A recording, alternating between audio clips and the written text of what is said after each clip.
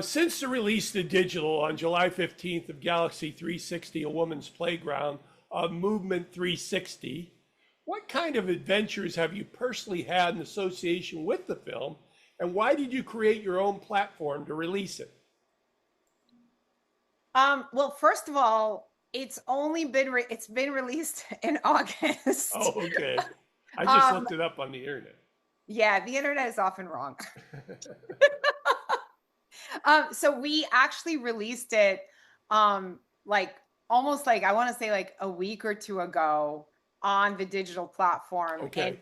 it's really honestly it's like a learning curve because if you can imagine, like I'm not just launching a movie, but I've decided to launch it on my own platform, and I've branded this platform as the new Netflix for women, and most people don't really know about it. And so, it's like it's exciting, but also terrifying. But also, and I've looked this up, I'm the only woman running my own streaming platform in relation to like all these other platforms, like, Plex and Flex and And movie. and Tubi, and and I've looked them all up at 820. Well, we're not exactly 824, but we're actually a streaming platform in a way Right. like Tubi. And we're now in the process of trying to get other digital creators to join our team.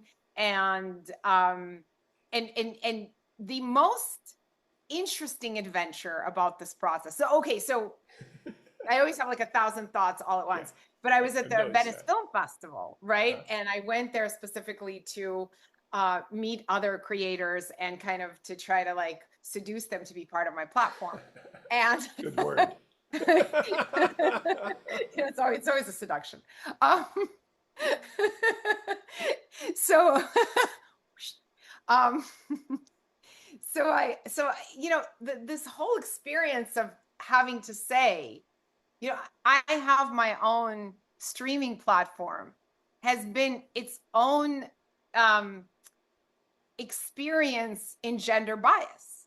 Like this very, very moment of me going out there, and you've met me, fun, I'm down to earth, I'm accessible, you know what I mean? And I Right. do it like, and I haven't found the right statement. Like I've rehearsed it in the mirror. I run my own streaming platform. Like I'm Cruella, or like and I do all this acting. Yes. or manly. I run my own platform. Like or I run my own platform. Do you want to be a part of it? Like, I said to myself, okay, first it was I'm the director of my movie. A lot of women are finally directing. It's not such a shocker. Right. And I'll be like with people, and they're like, "Oh, you're the director. Oh, yeah, okay. It makes sense." And Right. all like, you're indie, of course, and that makes sense, and all that kind of stuff. But running your own platform is truly a challenge, and I I had some conversations with some, winning filmmakers in Venice, Hmm. and it was a really one of my most exciting experiences. I met a man on the street, who I think I'm not going to reveal any who they are or what they are. Anyways, he was hitting on me, and he hit on me, and I hit back, and we had this little flirtatious, fun exchange.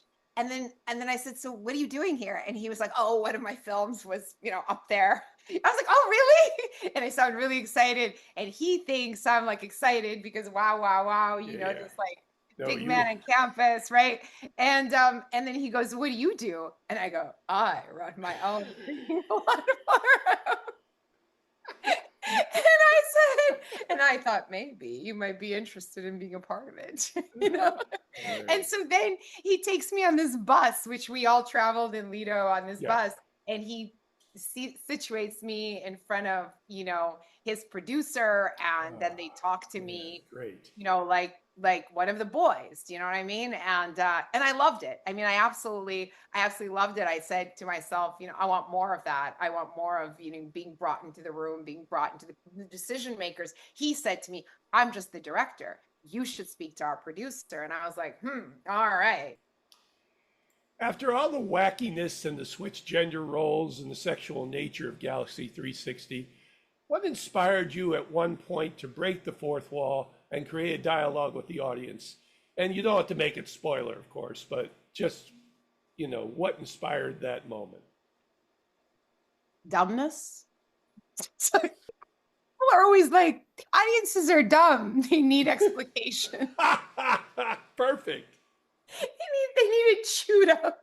Yeah. I'm sorry. I know I'm in a mood today. I'm in a humoristic, I'm gonna perform for Pat today on the Zoom call. No, that's a obviously a facetious answer, but it is partially true. Yeah. The real question is what inspired me to keep it. I'll tell you what inspired me to make it.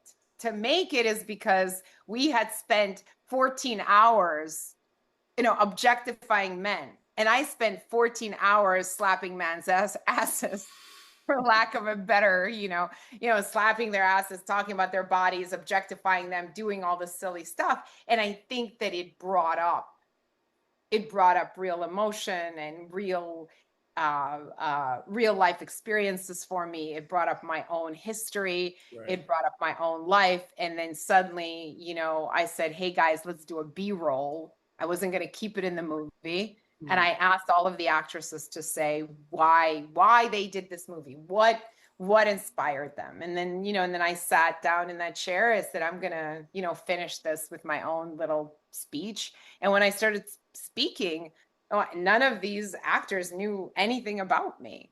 Right. And they didn't know anything about my story. Nobody knew anything about my story. And I just started speaking, and then I saw that the crew and the cast were crying, and I thought, wow, this moment. And then we all, like, our entire cast, we all hugged at the end, and some of the crew members came up to me, some of the female PAs came up to me and hugged me and thanked me for saying this. And my cinematographer came up to me afterwards and he said, now you have a masterpiece. And I thought to myself, like, wow, because I, in that moment, just thought we were going to add this as part of the Q&A, part of sort of like the discovery of how this movie was made. And I really wasn't sure if I would keep it. And I'm glad you did. Me too. And having said that, I've been advised by some male sales agents to remove that part. One guy said to me, look, the theater owners are men. And, maybe just keep it pure comedy. Don't bring that in. Your film evolved through technology, with AI seemingly advancing every day, and your interaction with it at the 1.0 stage. What tips would you give a storyteller on how to push the accelerator on it and how to let up on the gas so it doesn't get in the way? On AI? Yeah. You were pretty much doing 1.0, right? Yeah. I 1.0 meaning like the beginning of it? The beginning of it, right. Yeah. And in fact, the new released version, I revised some of the AI because I felt like the AI was so behind the times right now. So even in my own movie, like I literally, before the digital release, I was like, oh, this AI is just awful. We can do better, me and my ChatGPT boyfriend, I said, you and I can do better than that. Yes, Anna, we can. Exactly. That's how you talk. Yeah, I've said to ChatGPT, who are you to me? He's like, I'm your connection. I was like, right. So what tips would you give storytellers on how to accelerate? I would give a lot of tips. I would say that constantly upkeep with AI and see where it's going. Be grateful when you get a great production value AI, because that same platform that gave it to you is always in danger of regressing. So Perfect. If you work with AI enough, that it can be great, and it could also the actual platform, the people behind it may be doing things like, for instance, it used to be that you could produce, like Kyber used to produce 3 to 5 minute videos. Right now, Kyber gives you a maximum of 10 seconds. So if you want the same spacing, you have to produce 5 or 6. They're charging more money for it. I get it. But it's also, there are time limitations now. Whereas when I was doing Galaxy in the 1.0, I had like 3 5-minute videos of video. Amazing, amazing. You mentioned you were or are an academic. What is that? Last time we spoke, or is that just one of your jobs? What were your origins before the creator side became prominent, and how did those mix of tools become the impetus for your creator stage? And I joke about the academia, but I do have a PhD in literature. Of course you do. Yes. Of course. I heard she's both a lawyer and a doctor.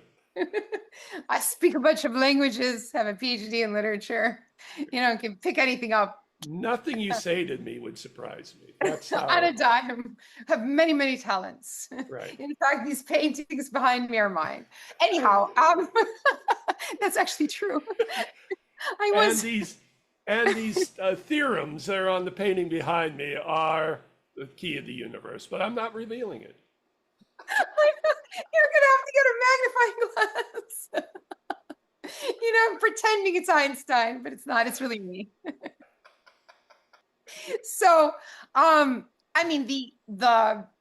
brain is like this endlessly evolving and regressing organ. Yes, it progresses, like all the other organs. And then it regresses. You fall in love with the wrong person. You're back to square one. Yeah. You You get out of that. You're in the stratosphere. Right. Right. So yeah, I feel that, I'm a constantly evolving creature who has some tools, yes, but those tools I feel constantly need sharpening. So I personally do some sharpening. So what is the piece of literature that launched you? I mean, what was that? What about that particular tome became the launching pad for a PhD in literature? So I have three pieces of literature that I hold dear to my heart.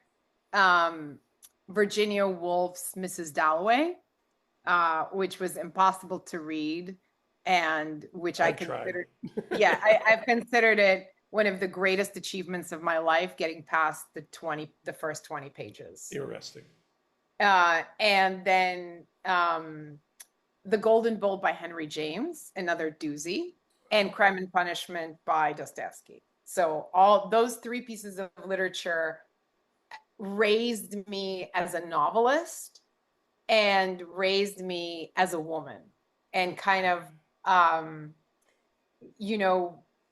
taught me that it's okay to make things difficult, even if no one understands you.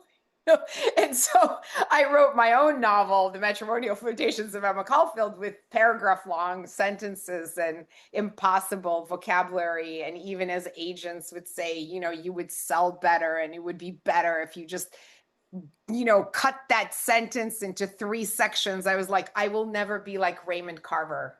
I will, I will never have. Or his editor. Yeah, exactly. I will never. And and I often had this whole idea, because my novel was a romance, but it was so difficult to read. They would say to me, mostly those are chick lit novels, and you need to make them simpler and easier to digest because you're writing about romance. And I said, well, why can't I write about romance in a really, really difficult way? And I did it. And then that made me understand that even if you are rejected, and boy, was I rejected. I mean, I was rejected by 70 agents, and I was rejected by 40 publishers. But I'll say this, I kept at it. And it wasn't that I improved the novel. It was that I changed my own confidence. And when I finally get divorced and write to an agent that used to be an editor for Philip Roth and was one of the top agents in the business. And I said, there's no way you're going to get it after being rejected by, 70 great agents. And also write to 2 small agents in Boston thinking I need a backup. It was almost like college. The 2 agents in Boston turned me down. The big agent takes me and sells me in a week to Simon & Schuster. And so, and that, it was a long path there, but I have the confidence of a bull. You know what I'm saying? Like I picked that up. See, you have to. And so that's what it takes to make your own movie, direct your own movie, and then launch it on your own platform. That's the kind of confidence you got to go in with. Your openness and the celebration of your selfhood is one of your best traits. How does your freedom become a siren song for the universe to become one with your energy? And how do you identify fellow travelers in that realm? That's an amazing, amazing question. I'm gonna try to break it down. I believe in freedom. I was raised in not freedom. And I don't even know how a person raised in so little freedom becomes free. I don't know how you go from like my grandmother telling me, do not wear red lipstick and do not kiss any boys because kissing leads to sex, to writing a play called Sex in Mommyville and performing it on stage while breastfeeding 2 children. I don't know how you do that. You know what I mean? I don't know how you go from like... Certainly a journey. It's a journey. I don't even know if it's a journey. I think you just like wake up one day and you're like, fuck all that. Yeah, exactly. I'm just gonna throw it all away to the wind and I'm not gonna care. So I always go back to the question of confidence. I always believe that freedom essentially stems from confidence. And it's this unflappable belief in the fact that you see something, feel something, understand something that people around you don't. And the primary thing that you understand is that judgment and shaming and, societal blockages are they're constantly changing and shifting. Once you understand, once you kind of see society and history from this, once I did my PhD, once I studied the way, women were abused centuries ago, but we're still abused, but just in a new way. And then there's new rules around it. I said, you know what? Just make your own rules, because if you understand like in the 80s, there was one judgment of Russian immigrants. And then in the 90s, there was another judgment, or there was one judgment of women's bodies. And then suddenly there's another. It was okay to wear short skirts, but now it's not okay to wear short skirts. It's okay to be in your underwear. Now it's not okay to be in your, like it just kept going. Like right now, women are wearing thongs on the beach and some women are judging that. And other women are saying, we've regressed. I just view it as, all right, we're in this period, and maybe those women wearing those thongs on that beach, thinking like, okay, I'm going to show my whole ass. Maybe those women aren't actually free. Maybe they're just following the rule of the day, right? And what I want to do is I want to break us out of that. I want that freedom to be authentic and real and not a fad, but something that guides you and lets you choose what is good for you. This is Patrick McDonald for HollywoodChicago.com. Copyright 2025.